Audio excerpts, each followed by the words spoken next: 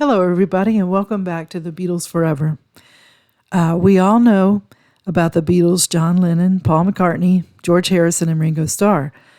But the drummer before Ringo was a man named Pete Best. He joined the Beatles a day before they went to Hamburg, Germany, and he was in the group for only 2 years. What happened, and why was he not a member for very long? Well, Pete's mom had a club. Mona Best opened a coffee club in the cellar of their home in Hayman's Green in the West Derby area of Liverpool. The venue became popular and hosted some of the Quarrymen's first performances. Best played drums there with his first band, the Blackjacks. Well, George Harrison always seemed to be all around the town and the music venues, and he was the one that discovered Pete. As he tells it, it was there at a gig in a club in Hayman's Green in West Derby that I heard about another club being built at number 8 Hayman's Green. I was taken down there and I looked into the cellar. That was to become the Casbah, and that's when I first met Pete Best. It was months later that I remember Pete and the fact that he had his own drum kit and got him to join us so we could go to Hamburg. Well, it doesn't seem very promising that Pete was chosen mainly because he had a drum kit, but the coffee bar was a place for the young people to gather, and they could get coffee, soda, and sweets served behind a small counter. The Silver Beatles would hang out there, and Mona put them to work painting the place.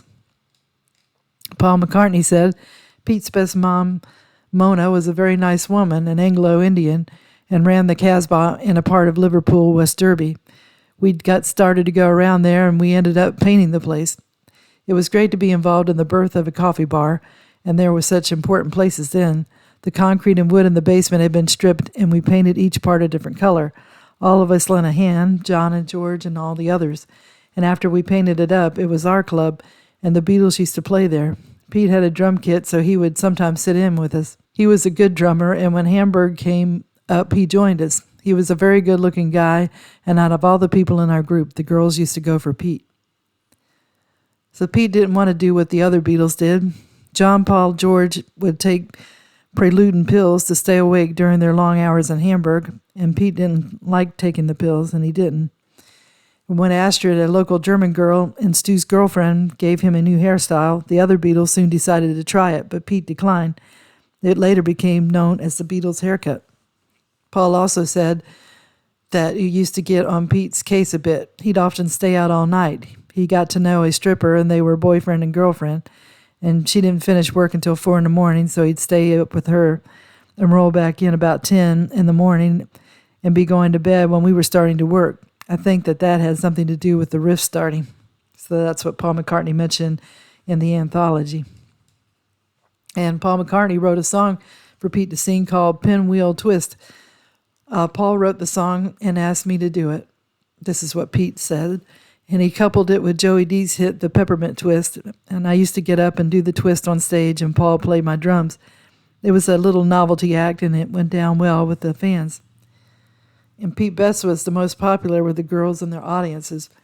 Other songs said to have been sung by him during this time are Boys, Matchbox, and Wild in the Country. Despite the attention and popularity, however, Pete felt uncomfortable being on center stage. No one wanted Pete to stay except Brian, and that was the manager of the Beatles. When the Beatles got their record deal, producer George Martin didn't want Pete Best drumming in it. He wanted a session drummer, and when the other Beatles learned about that, they wanted to get rid of Pete. Brian was reluctant to let Pete go. According to Wikipedia, Epstein agonized over the decision. As he wrote in his autobiography, A Cellar Full of Noise, he wasn't sure about Martin's assessment of Best drumming and was not anxious to change the membership of the Beatles at a time when they were developing as personalities. I asked the Beatles to leave the group as it was.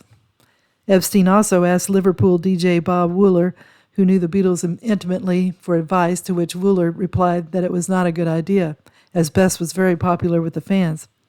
Part of the dilemma for Epstein that arose at that time was when the band had not yet achieved national success, but rather local status as a good band with limited income. That Pete was an asset at the gigs, popular with the girl fans, and put on a good show, ensuring venues would have the solid audience. The counter-argument, however, was the larger consideration of the bands having the best music producible for record sales. John, Paul, and George ultimately decided that the record production was more important than having a drummer for live stage performances who was more image than substance. In the meantime, Epstein refrained from telling Best that EMI had made a recording contract with the band orally since June and in writing at the end of July of 1962, which meant that a new drummer was now inevitable. There might have been a legal issues if Pete Best had known that. Brian, after some thinking, decided that in order for the group to be happy, Pete needed to go. Best has said that he saw the Beatles after his dismissal, but we never acknowledged each other or exchanged a word. That must have been awkward. The reason for the dismissal, according to Pete, Brian Epstein told him that he was not a good enough drummer and Ringo was a better drummer. The other Beatles, as well as producers, musicians, and critics who had heard Best play with the group, confirmed the reasoning. John Lennon said that Best was recruited only because they needed a drummer to go to Hamburg. We were pretty sick of Pete Best, too, because he was a lousy drummer, He never improved, We were always going to dump him when we could find a decent drummer. By the time we rolled back from Germany, we trained him to keep, a stick to keep it going up and down four in the bar. He couldn't do much else. According to Wikipedia, Paul McCartney stated that Best was good, but a bit limited.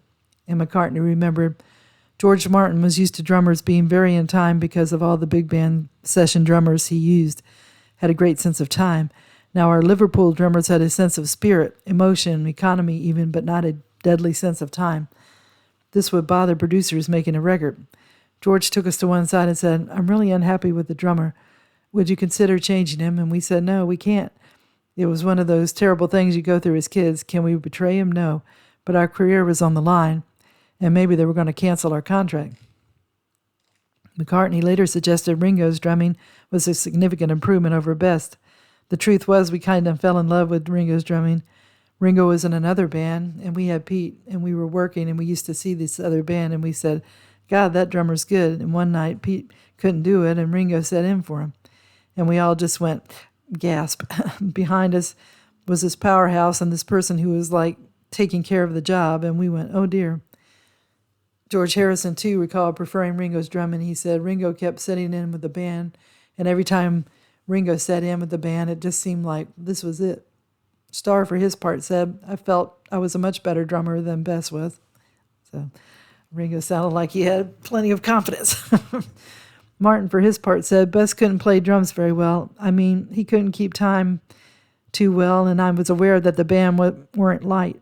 They needed that sort of binding force a good drummer should give them. So I said to the Beatles manager, Brian, "If I get another drummer for the recording session." Still, Martin claimed to be surprised to learn that Best had been fired from stage shows hearing the news from Mona via telephone, he said. "I never suggested that Pete Best must go. All I said was that for the purpose of the Beatles' first record, I would rather use a sessions man. I never thought that Brian Epstein would let him go. He seemed to be the most saleable commodity as far as looks went. It was a surprise when I learned that they had dropped Pete.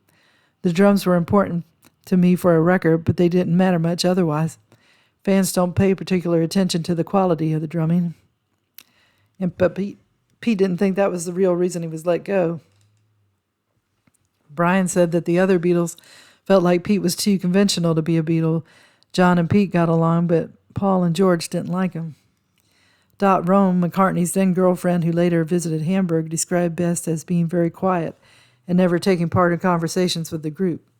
And Cynthia Lennon stated that Lennon, McCartney, and Harrison would get together and socialize when they weren't on the stage, but Best would go off on his own. And George admitted to stirring things up because he wanted to get rid of Pete. He said it often enough, and soon Paul and George started to feel the same way. Well, later the Beatles felt guilty for what they did, according to Wikipedia. Lennon, McCartney, and Harrison all later stated that they regretted the manner in which Pete was sacked. Lennon admitted that we were cowards when we sacked him. We made Brian do it. McCartney stated, "I do feel sorry for him because of what he could have been on to." Harrison said, "We weren't very good at telling Pete he had to go, and historically it may look like we did something nasty to Pete, and it may have been that we could have handled it better." Starr, on the other hand, feels that he has no apology to make. "I never felt sorry. I was not involved."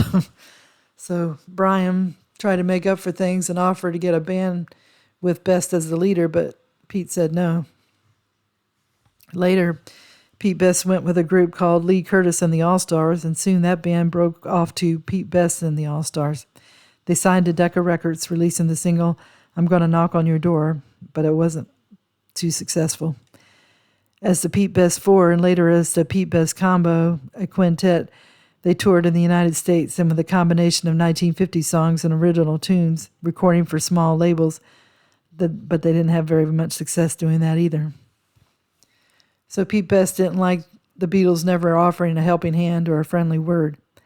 The Beatles interview published in Playboy magazine in February 1965, in which Lennon stated that Ringo used to fill in sometimes if our drummer was ill with his periodic illnesses, and Starr added, he took little pills to make him ill.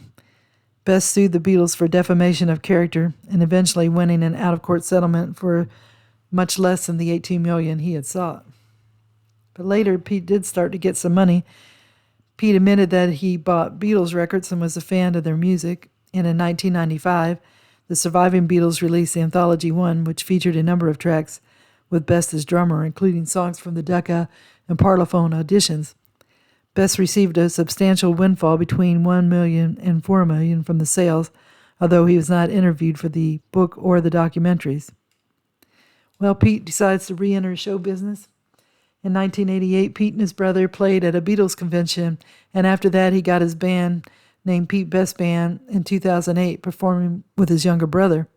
In 2007, Best was honored by All You Need Is Liverpool Hall of Fame, and he got a framed certificate.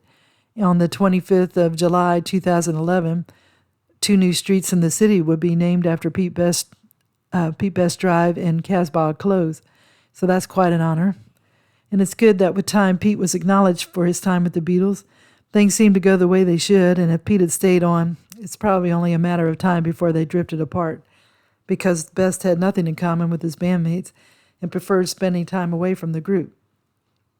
So Pete was in the group when he was needed the most. He provided the drumming and the drum kit, and without him, the Beatles wouldn't have been a rock band.